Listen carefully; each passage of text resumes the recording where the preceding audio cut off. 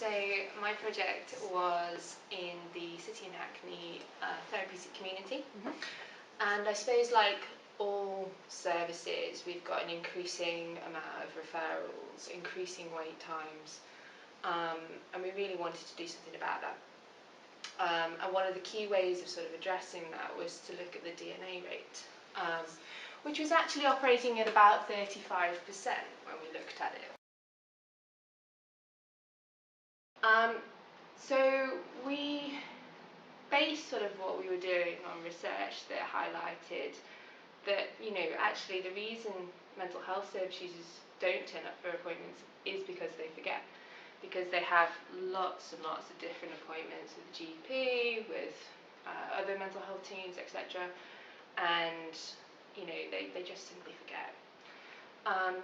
So a lot of research had shown as well that text message reminders were a really effective way of targeting that and just simply reminding people that they actually had an appointment.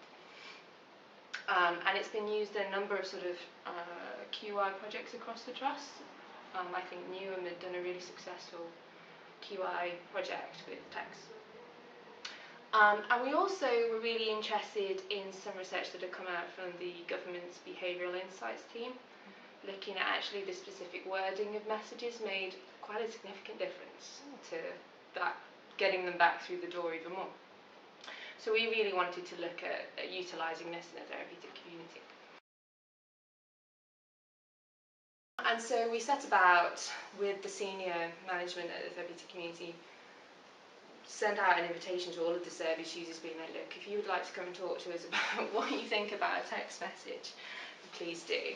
And we weren't expecting a huge amount of interest because, you know, text messages aren't the most exciting thing in the world, but we did. Service users turned up, and they had such strong views on it. They really thought text messages were the best thing, and why weren't we doing them?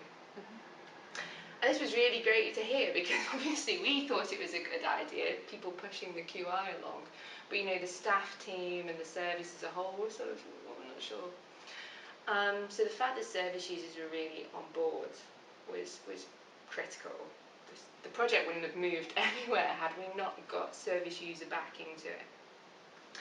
And not only that, it was the fact that, you know, they had such strong views on it, such interesting views as well. You know, they were talking about the fact that they wanted in these text messages just something as simple as, we want you here, we look forward to seeing you. Okay. And that actually is quite groundbreaking, because we wouldn't have thought about that. We wouldn't have included that in a message, you know, it would have been the bog standard. Very formal. Very formal. Dear X, this is your appointment at, we'll see you then, type of thing. There wouldn't have been that sort of, you know, empathetic, emotional side to it that they were really keen to emphasise.